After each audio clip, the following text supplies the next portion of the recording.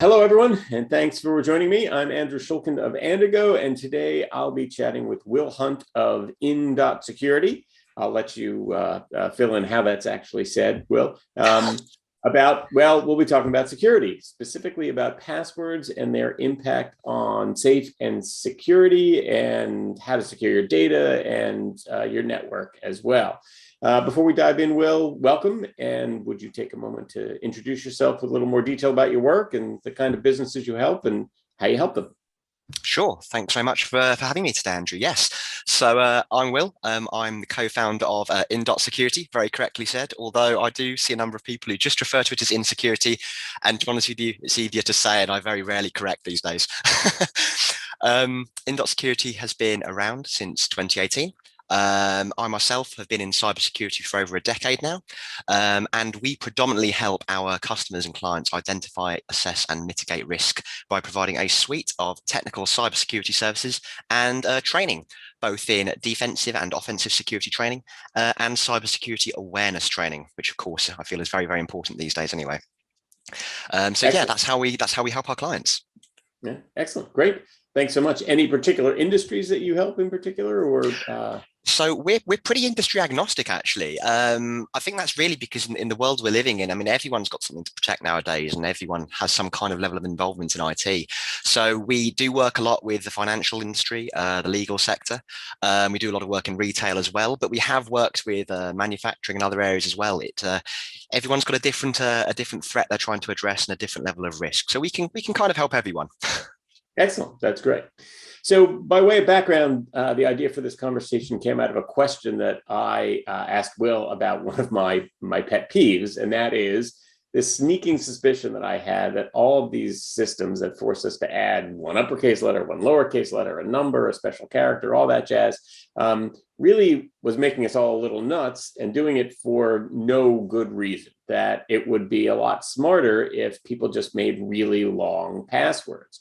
Our data would be more secure. We'd have less trouble remembering them if we did, some mnemonic device, or I favor phrases that I can remember that have personal meaning to me. So with that in mind, so anyway, I mentioned that, and he said, "Hey, you may be right there," but I had no reason to know that I was or wasn't. There are a lot of things in this world that are sort of counterintuitive. So we'll dive back into that conversation and tell me I wasn't crazy, or tell me that I was.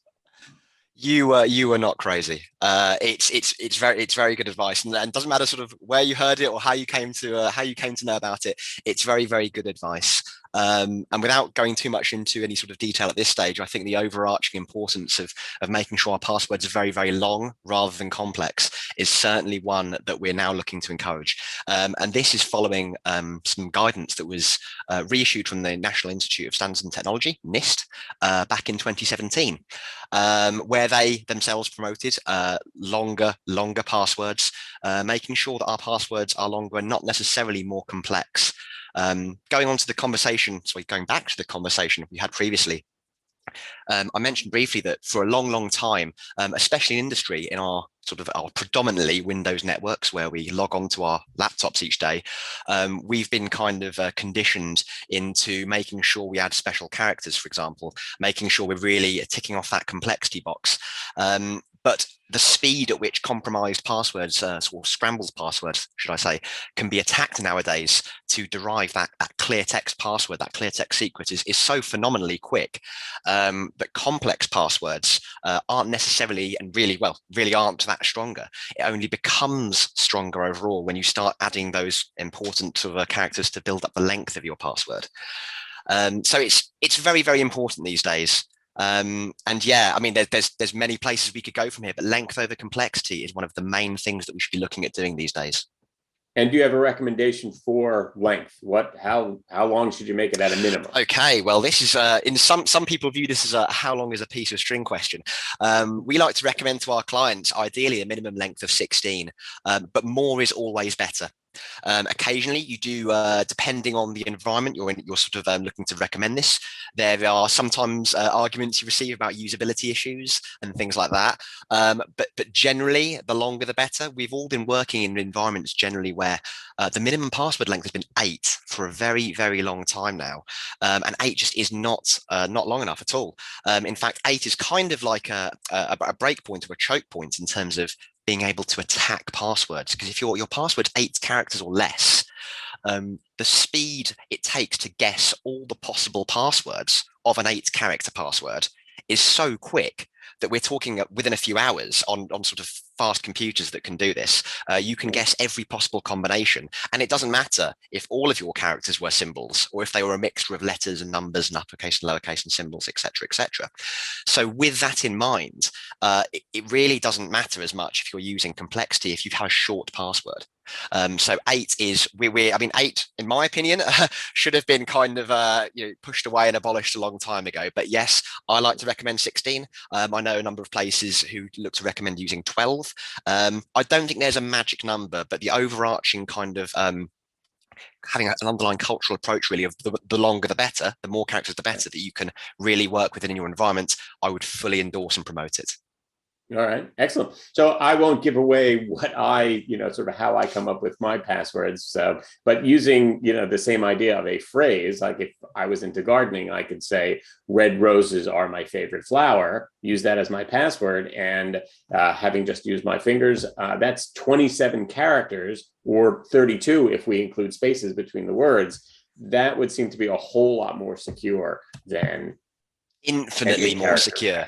So that is a fantastic example, hypothetical example, of course, of how you might, before anyone starts going to try that as one of your passwords, of a really, really good, and this moves from the password to passphrase kind of era that we kind of have moved into here, and it's really, really good. It's certainly better than using a word like secure or password, but substituting an E for a 3 in secure, or adding the numbers 1 or 1, 2, 3 at the end. And statistically speaking, when we, and I say we as humans, as society, are told to add numbers and special characters to our passwords, we typically like to add them at the end. Culturally, that's kind of how we approach things. And then when we do that, there's about a 25% chance we're going to use the number 1. And if not, 1, 2, 3 is very popular. Similarly, when we're told to make sure you use that special character, we all love to use exclamation marks. We love to exclaim our passwords. No one thinks to use a bracket or a percent or anything like that. And not only because it seems a bit unorthodox, but also because it's further to move on the keyboard. The exclamation mark key is, of course, the 1 key with a shift. And humans are very lazy. We like to do, the fewest steps to get to our desired goal and very path. So it seems very fitting that you often find 1, 2, 3 or 1 exclamation mark or things like that and variations thereof. But again, if we know this, the attackers know this, and it reduces the number of guesses. So yeah. So that's human nature. There's just no changing it. That sort of brings up another point that I think human nature also has us using passwords multiple times. And I won't ask. I mean, I think everyone knows that's a big no-no, even though people do it. Are there? I've heard people using, some basic, I don't know, call it a base password, like, roses are my favorite flower, Amazon. Just stick the website or whatever that you're logging into on the end. Is that something you recommend? Is there still enough complexity there, and that's still easy to remember? If we're going to use that specific example, I mean, roses are my favorite color is already so very long. In my opinion, the chances of being able to correctly guess and compromise that password in itself would be very, very hard to do. I will never and don't like to say impossible because, as with everything in life, no one's impenetrable, no one is immune. We just apply as many layers or defense and depth, as we say, as many approaches to thwart attackers. But yes, that is one method. Using long passphrases already, I would say that's certainly better in terms of you being able to remember that password. But one of the better and most secure approaches is to look to try and use password managers as a means of generating your passwords for you. Now, if we look at that, then that itself is kind of like a separate area, and the passwords are so long and completely random that they're not based on dictionary or English words as they're generated. But if we now just sort of exclude that from the discussion again and assume that if we're using a passphrase, it should be as long as possible, then I would completely agree with you that with that already very long passphrase, that might be a convenient way for you to be able to remember. Yeah, and it would certainly eliminate the password reuse element, which is a really, really big and significant problem these days. Okay. So, first of all, can you recommend, or do you have a couple of favorites, or would you like to recommend password managers that people should consider?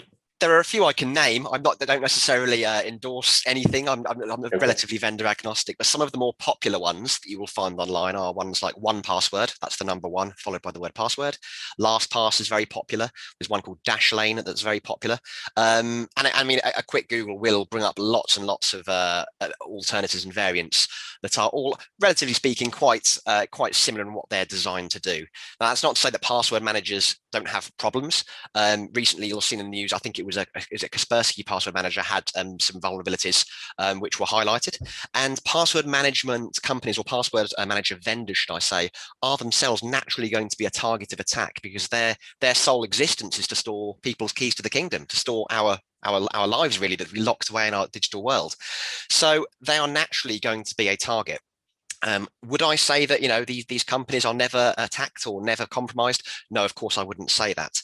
In fact, in recent years, LastPass has itself released information whereby there was some kind of an incident whereby there had been a compromise, but in no situation during that did the attackers ever get their hands on the scrambled passwords that would have allowed them to try and get into to LastPass's clients' data. LastPass handled the whole thing very, very well. And I think almost unfortunately, we're now living in an age where companies are being judged less onto why they were compromised in the process, but how they handled it, how they remediated, and how they communicate to their customers. I appreciate that's almost somewhat of a glass half empty approach, but it does seem like we can't go a week in the media without seeing there's been a compromise somewhere. It's almost the admission that it's inevitable. It's going to happen. It's going to happen. Yeah. There's the Fort Knoxes of the world, but how do you handle it? Yeah. Exactly. And I don't like to do too much with the sort of the fear, uncertainty, doubt, because that doesn't really help move any conversations forward. But very cynical people out there, there's been a long-standing kind of joke where someone says there's only two types of people in this world: the people who've been hacked and the people who don't know they've been hacked. And whilst I don't subscribe to that per se, it certainly makes it sort of very real and at the forefront in your mind about, like I said, the kind of the world we're living in. So it sounds as if maybe as happy as I am to feel clever about coming up with long passphrases, the better approach would be to just let a password manager come up with long strings of characters and not worry about it beyond that. Let them do it. So I guess if that's the case, where do you stand on changing passwords regularly? I know there are some of my banking relationships require me to change a password every 6 months, maybe even more frequently. Yeah, okay. So that actually brings us back to the NIST guidance that was reissued in 2017 and other sort of advice that was coming out around the same time of trying to discourage regular password rotation. And what I mean by that is expiring people's passwords and forcing them to change it. Now, the most kind of easy to understand use case for this would be at the workplace, where if you're using a work provision laptop and you're connected to your network, many people may have gone through the process whereby they're prompted to update their password every 60 days. It often is by default, but it might differ. And they're told they can't use one of their last 6 passwords. On Windows networks, this is kind of quite common. And the advice now is to kind of not do that, because it conditions and kind of almost encourages people to not choose strong passwords on every change. And what you'll find is people have let's say you use a core password of let me in. Now this is a terrible password, of course, but let's just say it was let me in. And what people tend to do is to every password change, they'd make it let me in 1, let me in 2, let me in 3, or they'd add an exclamation mark, because, you know, we love our exclamation marks. And then the 6th time, they start back at the beginning again. So they're not making their password stronger. We're just doing the human nature of thing of making the kind of the path of least resistance, making it easy for us, because we don't want to remember completely different passwords. So advice is now that if your password policy it really is robust, and you're enforcing a really good minimum password length where complexity is encouraged but not enforced, organizations are starting to not rotate those passwords unless you've got reason to believe there's been a breach or an account compromise, in which case you would, of course, absolutely do that. So yeah, it's quite a heated debate sometimes, and there are lots of people sort of for, sort of on and off that argument. But that's kind of what the guidance is showing us. Yeah. Excellent. Well, great. Well, thanks, Will, and thanks everyone for joining us. I hope Will's expertise is helpful to you and that you are feverishly updating your passwords right now or signing up for a password manager. That seems like the smart way to go. And that's all. Any closing words, Will? I point out your website URL, please. I don't think we touched on that in the beginning. Okay, so the website is In.Security, which brings us nicely back into the company name. I still sort of say it's In.Security, and people say in.security.com, and it's no, just In.Security.